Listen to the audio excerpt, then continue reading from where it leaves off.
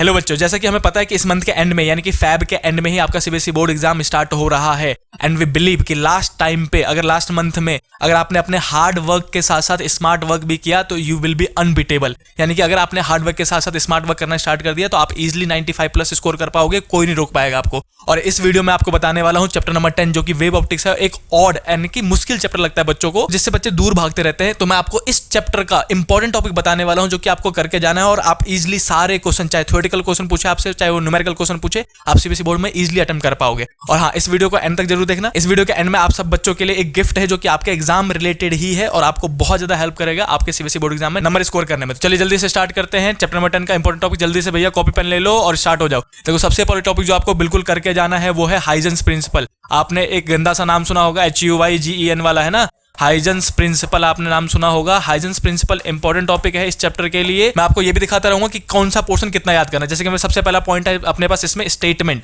यानी कि हाइजेंस साहब ने क्या कहा था उसका स्टेटमेंट याद होना चाहिए। एक नंबर में सीधे सीधे पूछा जाता है कई बार, और मैं आपको स्क्रीन पे दिखा भी रहा हूं। जल्दी से इसका स्क्रीनशॉट ले लो जो लिखा हुआ, और मिनिमम आपको इतना लिखना है जब भी आपसे हाइजेंस प्रिंसिपल पूछा जाए। चलिए जल्दी से स्टार्ट करते हैं। दूसरा टॉपिक, स्टेटमेंट आपने स्क्रीनशॉट ले लिया। उसके बाद दूसरा टॉपिक जो इसी में है वो है proof of law of reflection. देखो, दूसरा टॉपिक जो आप करोगे वो करोगे proof of law of reflection. देखो, आधे पेज का डेरिवेशन है ये proof of law of reflection, जो कि आपने पहले किया भी होगा जब आप चैप्टर पढ़ रहे होगे। मैं आपको इसका भी लिंक जो है वो नीचे डिस्क्रिप्शन में दे दूंगा, जिसमें आप angle I = angle R proof करते हो। छोटा सा डेरिवेशन है, 2 नंबर में सीधे सीधे पूछ लेते हैं। तीसरा टॉपिक इसी का रिलेटेड, इसी का छोटा भाई है जो कि है proof of Snell's law. Proof of Snell's law आपको किस टाइप का क्वेश्चन पूछेंगे ये भी बता दूंगा इस वीडियो में ही, ताकि आपको सहूलियत मिले कि आप समझ में आओ कि कौन सा पोर्शन कैसे पूछा जाएगा। तो दूसरा अपने पास proof of Snell's law. Snell's law में क्या प्रूफ करते थे आप कि μ2/μ1 जो है वो V1/V2 है, और ये हाइजेंस प्रिंसिपल की मदद से प्रूफ करना है। चैप्टर नंबर 9 रे ऑप्टिक्स की मदद से नहीं। तो ये अपने पास हाइजेंस प्रिंसिपल में बस इतना सा टॉपिक है। इतना सा टॉपिक कंप्लीट कर लिया, आपके मोस्ट प्रोबेबली 3 नंबर का काम कंप्लीट हो गया। तो दूसरा टॉपिक जो आपको बिल्कुल करना है, जो कि बिल्कुल छोड़ना नहीं है, वो है अपने पास इंटरफेरेंस। इंटरफेरेंस बच्चों को देख के ही डर लग जाता है कुछ बच्चों को, क्योंकि जब आप पढ़ रहे होते हो तो आपको सही से ग्रेस्प नहीं हुआ होता है। चलिए, ज्यादा कुछ नहीं पढ़ना इसमें, मैं आपको जितना इस वीडियो में बता रहा हूं उतना कर लेना, आपके एक भी क्वेश्चन नहीं छूटेंगे। तो इंटरफेरेंस में सिर्फ 2 पार्ट है अपने पास, कि पहले आपको पता होना चाहिए कि कौन कौन सी कंडीशन है जिसपे इंटरफेरेंस होता है। 1 नंबर का बेसिक न्यूमेरिकल क्वेश्चन, मतलब थ्योरेटिकल क्वेश्चन बन सकता है इस पोर्शन पे। तो क्वेश्चन क्या क्या बन सकता है, मैं आपको 2 क्वेश्चन अंदाजा दे देता हूं। सबसे पहला तो आपको कैसा लाइट चाहिए होता है, मोनोक्रोमेटिक लाइट चाहिए होता है। मैं यहाँ पे लिख देता हूँ जल्दी से, मोनोक्रोमेटिक लाइट चाहिए होता है।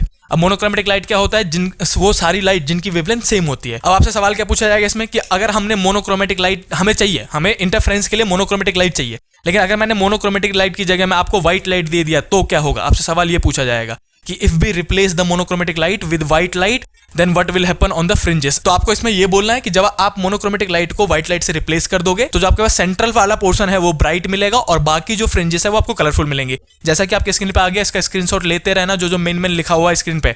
तो मोनोक्रोमेटिक का एक क्वेश्चन बहुत ज्यादा फेमस है जो कि बनता है कि मोनोक्रोमेटिक को हटा के व्हाइट लाइट ले ली हमने।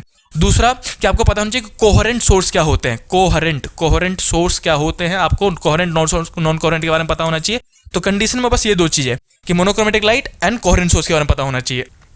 दूसरा जो टॉपिक है आपके पास इसमें वो है सिर्फ फॉर्मूले। देखो, इसका डेरिवेशन नहीं है सिलेबस में इस साल के, सिर्फ फॉर्मूले पढ़ने हैं आपको। और फॉर्मूले मैं लिख देता हूं, जिसमें सबसे पहला अपने पास ब्राइट फ्रिंजेस था। आपने ब्राइट फ्रिंजेस सुना होगा।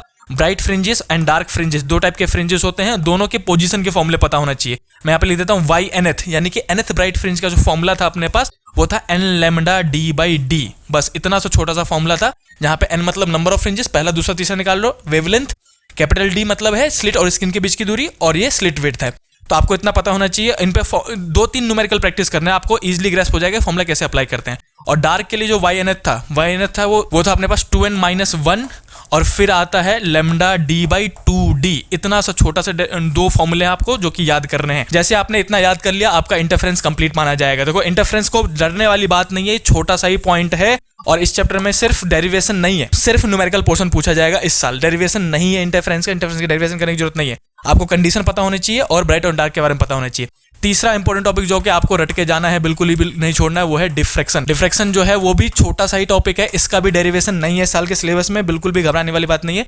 हाँ, आपने ये टॉपिक्स बहुत पहली बार पढ़ा होता है इसलिए बच्चे डर रहे होते हैं, लेकिन है आसान टॉपिक है। इसमें भी आपको कितना पढ़ के जाना है मैं बता देता हूँ। पहला तो आपको इसके फॉर्मूले याद करने हैं। फॉर्मूले पे सीधे सीधे आएगा तो न्यूमेरिकल आएगा और कुछ नहीं आएगा। इसमें भी आपको मैं बता दूं कि पहले एक तो अपने पास मैक्सिमा हुआ करता था, है ना, और दूसरा अपने पास मिनिमा होता है। मैक्सिमा और मिनिमा कहते हैं इस केस में। तो मैक्सिमा के लिए जो फॉर्मूला था वो भी आपको पता होना चाहिए, और मिनिमा के लिए भी। मैं दोनों फॉर्मूला यहाँ लिख देता हूँ, इसको यहाँ से मिटा के मैं यहीं पे फॉर्मूला लिख देता हूँ। देखो, मैक्सिमा के लिए जो YNH का फॉर्मूला था अपने पास, सेम फॉर्मूला है, एग्जैक्ट सेम। देखो, जो ब्राइट का फ्रिंज था वो इसमें बस पलट जाता है। जो इसमें ब्राइट था वो उसका मिनिमा बन जाएगा, जो इसका डार्क था वो उसका मैक्सिमा बन जाएगा। लेकिन मैक्सिमा में थोड़ा चेंज है। देखो, मैक्सिमा में क्या लिखते हैं हम, YN इजिकल टू, अब यहाँ पे 2n-1 है, बस यहाँ पे 2n+1 हो जाएगा, यानी कि 2n+1 और लैम्डा d/2d या फिर 2a लिख देते हैं, वहां पे a लेते हैं। और इसके बाद जो अपने पास दूसरा फॉर्मूला था मिनिमा का, वो सीधे सीधे YN का फॉर्मूला मैं लिख देता हूँ, दूसरे कलर से लिखता हूँ। रुक जाओ वरना कंफ्यूज हो गए। यहाँ पे YN पीले कलर से लिख रहा हूँ मैं, YNH मिनिमा के लिए, NH मिनिमा निकाल रहा हूँ मैं, तो उसके लिए लिखूंगा n लैम्डा d/a, सिर्फ a लिखते हैं अपने पास। तो ये दो फॉर्मूले हैं। और इसके बाद एंगुलर भी आता है, एंगुलर का भी लिख देता हूं मैं, θn, यानी कि एंगुलर पोजीशन मैक्सिमा का। एंगुलर पोजीशन मैक्सिमा कितना था अपने पास, बस d हटा दो, सारे फॉर्मूले सेम है। पता है, अगर आप 2 मिनट भी ध्यान से देखोगे ना, और फिर 2-4 बार आप इसको पढ़ के लिख के देख लोगे, तो आप इजीली समझ जाओगे कि फॉर्मूले कितने आसान है। तो इसमें अपने पास जो ये है पोजीशन और ये एंगुलर पोजीशन, एंगुलर पोजीशन निकालने के लिए बस d हटा देते हैं, तो 2n+1 और λ/2a लिख देंगे, ये हो गया एंगुलर पोजीशन। क्वेश्चन में पूछा एंगुलर पोजीशन, तो ये वाला फॉर्मूला लगा दूंगा। इसका क्या लिखूंगा, θn, ये तो हो गया अपने पास मैक्सिमा का। अगर मैं मिनिमा का लिख रहा हूं तो क्या लिखूंगा, सिर्फ d हटा दो, n λ/a। तो ये फॉर्मूले पता होना चाहिए, और इन पे 2-4 न्यूमेरिकल प्रैक्टिस करने हैं। जहां आपने 2 से 4 न्यूमेरिकल प्रैक्टिस किया, आप इसको अप्लाई करना सीख जाओगे और आपको बिल्कुल भी डर नहीं लगेगा CBSE बोर्ड एग्जाम में। अब इसी के बाद जो डिफ्रैक्शन में, ये तो हो गया पहला फॉर्मूला वाला पोर्शन, जो कि आपको पढ़ना ही पढ़ना है। दूसरा जो पोर्शन आपको पढ़ना है इसमें, वो है अपने पास सेंट्रल मैक्सिमा की बात करेंगे। सेंट्रल मैक्सिमा सिर्फ डिफ्रैक्शन वाले पार्ट्स में पढ़ना है। सेंट्रल मैक्सिमा मैं यहाँ लिख देता हूँ।